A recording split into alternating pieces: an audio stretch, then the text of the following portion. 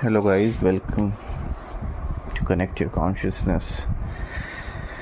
So आगे बढ़ते हैं in the realization of the truth, in the realization of the Supreme God, in the realization of the Brahm, the realization of the Supreme Enlightenment.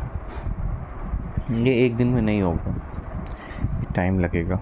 आज मैं रमनन महर्षि को पढ़ रहा हूँ आजकल, और रमनन महर्षि का सबसे इजी पाथ है टू अचीव इनलाइटनमेंट. देखिए, इनलाइटनमेंट आपको कैसे भी मिल सकता है, कोई भी तरीके से मिल सकता है. You need to be focused, यही मुझे समझा. And we as humans in this 21st century are not focused. हम फोकस ही नहीं है, हमारा माइंड हमेशा भटक रहा है. ये मोबाइल सबसे बड़ा डिस्ट्रैक्शन है. मोबाइल में इंस्टाग्राम, फेसबुक, ये सबसे बड़ा डिस्ट्रैक्शन है.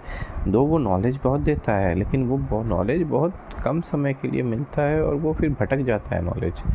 हमको क्या करना है कि हमको स्थिर होना पड़ेगा. हमारे माइंड को स्थिर, ये फ़ोन माइंड को स्थिर ही नहीं होने देता है. ये माइंड को इधर उधर करते रहता है. जब तक मन स्थिर नहीं होगा तब आप मन से वैराग्य कैसे पाइएगा. रमन महर्षि करते हैं, हमेशा पूछो कौन हो तुम. हु एम आई, तुम हो कौन. तुम ये माइंड हो? नहीं. तुम ये सेंस ऑर्गन हो? नहीं.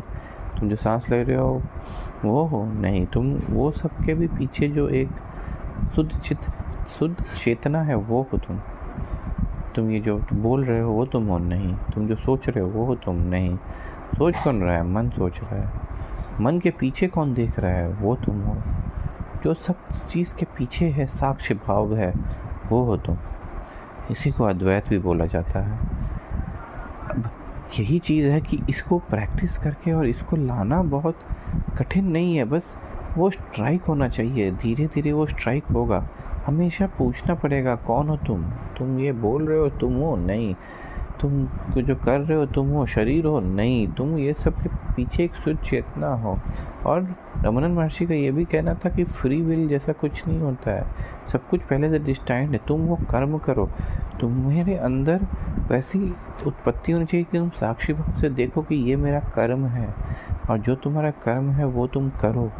तुम्हें इतना इंटेलिजेंट और इतना इंट्यूटिव बनना पड़ेगा कि तुम्हें पता रहना चाहिए कि तुम्हारा कर्म है क्या. तभी तुम उस एनलाइटनमेंट और साक्षी भाव को पा सकोगे. नहीं तो नहीं पा सकोगे. कहाँ से पा सकोगे? ठीक है, फिर मैं फिर बताऊंगा, कल फिर बताऊंगा कुछ और. बाय.